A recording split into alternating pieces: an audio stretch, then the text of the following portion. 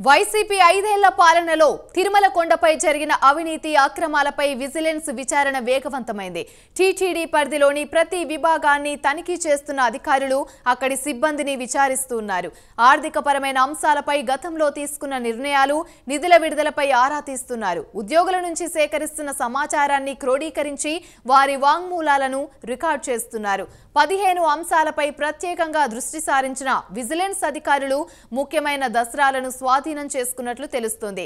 ఆ క్రమంలో టీటీడీలో అక్రమాలపై మరో వారంలో విజిలెన్స్ నివేదిక రెడీ అవుతుంది అంటున్నారు.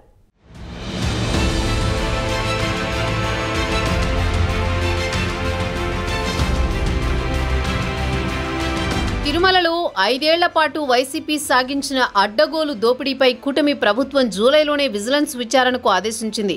సీఎంగా పదవీ బాధ్యతలు చేపట్టాక శ్రీవారి దర్శనానికి వచ్చిన చంద్రబాబు 5 ఏళ్ల అరాచక పాలనపై ప్రక్షాళన తిరుమల నుంచే ప్రారంభిస్తామని ప్రకటించారు. వెనువెంటనే 5 ఏళ్లుగా అన్నీ తానే వ్యవహరించిన అధికారి ధర్మారెడ్డిని తప్పించి టీటీడీ ఈవోగా శ్యామలరావును నియమించారు. తిరుమల తిరుపతి దేవస్థానంలో ఆర్థికపరమైన అక్రమాలను నిగ్గు తేల్చేందుకు రాష్ట్ర విజిలెన్స్ విభాగం నుంచి ప్రత్యేకంగా ఓ బృందాన్ని ఏర్పాటు చేశారు.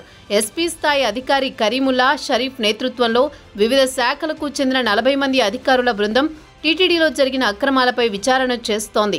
విజిలెన్స్ అధికారుల తనిఖీలు, రికార్డుల స్వాధీనం, వాంగ్మూలాల సేకరణతో టీటీడీలోని కీలక విభాగాల్లో పనిచేసిన ఉన్నతాధికారులు, సిబ్బందిలో కలవరం మొదలైంది. గత ఈవో ధర్మారెడ్డికి సన్నిహితంగా ఉండి కీలకంగా వ్యవహరించిన అధికారులు విజిలెన్స్ సోదాలతో ఉక్కిరిబిక్కిరవుతున్నారు. గత ప్రభుత్వ హయాంలో టీటీడీ ధర్మకర్తల మండలి చైర్మన్గా ఉన్న భూమన కరుణాకర్ రెడ్డి, ఈవో ధర్మారెడ్డి కమిషన్ల కోసం నిబంధనలను ఉల్లంఘించి ఇంజనీరింగ్ పనులకు నిధులు మళ్లించారన్న విమర్శలు ఉన్నాయి. తాజాగా విజిలెన్స్ అండ్ ఎన్ఫోర్స్మెంట్ విభాగం దర్యాప్తులో విస్తుపోయే అంశాలు వెలుగు చూస్తున్నాయట.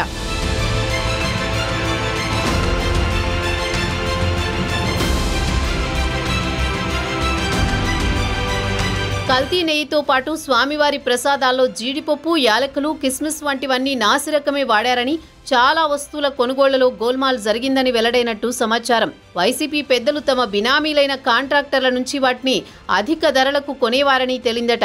కాంట్రాక్టర్లు యథేచ్ఛగా నిబంధనలు ఉల్లంఘించినా అప్పటి పాలక మండలి, కొనుగోళ్ల కమిటీ పట్టించుకోలేదని విజిలెన్స్ విభాగం గుర్తించింది.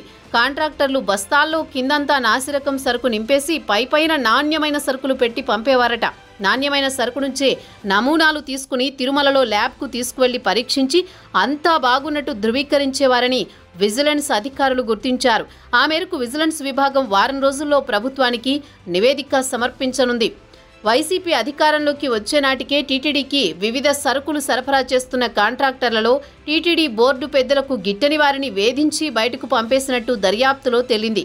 అత్యవసరం పేరుతో వారికి కావలసిన వారికి అధిక ధరలు చెల్లించి సరుకులు కొన్నట్టు విజిలెన్స్ విచారణలో తేలింది.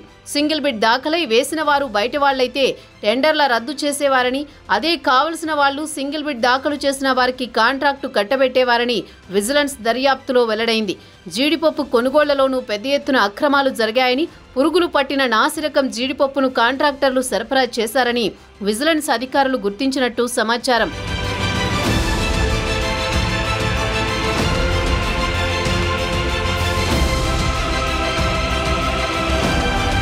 తిరుమల కొండపై ఉన్నది వాటర్ సేఫ్టీ ల్యాబ్ మాత్రమే. అక్కడ నెయ్యి నాణ్యతను నిర్ధారించే పరీక్షలకు కావలసిన పరికరాలు, నిపుణులైన సిబ్బంది లేరు. నెయ్యి ట్యాంకర్లలో 3 అరలు ఉంటాయి. నాణ్యతను పరీక్షించేందుకు 3 అరల నుంచి 100 గ్రాముల చొప్పున సేకరించి ఆ మొత్తాన్ని కలిపి దానిలోంచి శాంపిల్ తీసి పరీక్షలకు పంపాలి. అయితే 3 అరల్లో ఒక దాంట్లోనే నాణ్యమైన నెయ్యి సరఫరా చేసి మిగతా 2 అరల్లో కల్తీ నెయ్యితో నింపేవారా, బాగున్న నెయ్యి శాంపిళ్లని పరీక్షకు తీసుకునేవారా అన్న కోణంలోనూ విజిలెన్స్ దర్యాప్తు సాగినట్లు తెలుస్తోంది. శ్రీవాణి ట్రస్టు పేరుతో ఆలయాల పునరుద్ధరణకు నాటి టీటీడీ పాలకులు ఇష్టానుసారం నిధులు విడుదల చేసినట్లు విజిలెన్స్ విచారణలో తేలింది. రాజకీయ ప్రయోజనాల కోసం వైసీపీ నాయకులకు ఇష్టానుసారం నిధుల పందేరం చేశారని గుర్తించారు. ఎన్నికలకు ముందు ఎక్కువగా వర్క్ ఆర్డర్లు ఇచ్చారట. ఇతర ఆలయాలకు గరిష్టంగా 25 లక్షల వరకు ఇచ్చేందుకే నిబంధనలు అనుమతిస్తుండగా 63 ఆలయాలకు 35 లక్షల వరకు కేటాయించినట్లు తెలిసింది. కొన్ని నిర్మాణం పూర్తయిన ఆలయాలకు నిధులు విడుదల చేసినట్లు గుర్తించారని సమాచారం.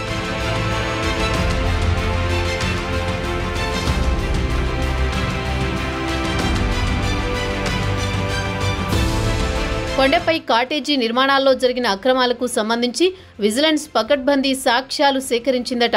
అలాగే తిరుపతిలో గోవిందరాజస్వామి సత్రాల్ని భూమన కరుణాకర్ రెడ్డి చైర్మన్గా ఉండగా ఆగమేఘాలపై కూల్చేసి 600 కోట్లతో టెండర్లు పిలవడం పైన విజిలెన్స్ విభాగం దృష్టి పెట్టింది. పటిష్టంగా ఉన్న ఆ సత్రాలకు మరమ్మతులు చేస్తే సరిపోయేదని నివేదికలో పొందుపరిచినట్టు సమాచారం. స్విమ్స్లో భవనాల పునర్నిర్మాణం అభివృద్ధి పేరుతో 197 కోట్లు కేటాయించేందుకు 2023 నవంబర్లో తీర్మానం చేశారని, ఇక్కడ అవసరం లేకున్నా నిధులు ఖర్చు చేసేందుకు సిద్ధపడ్డారని నివేదికలో పేర్కొన్నట్టు తెలుస్తోంది. మొత్తానికి మరో వారంలో విజిలెన్స్ నివేదిక ప్రభుత్వానికి అందజేస్తారంటున్నారు. ఎంతమందికి ఆ పాపాలు చుట్టుకుంటాయో చూడాలి.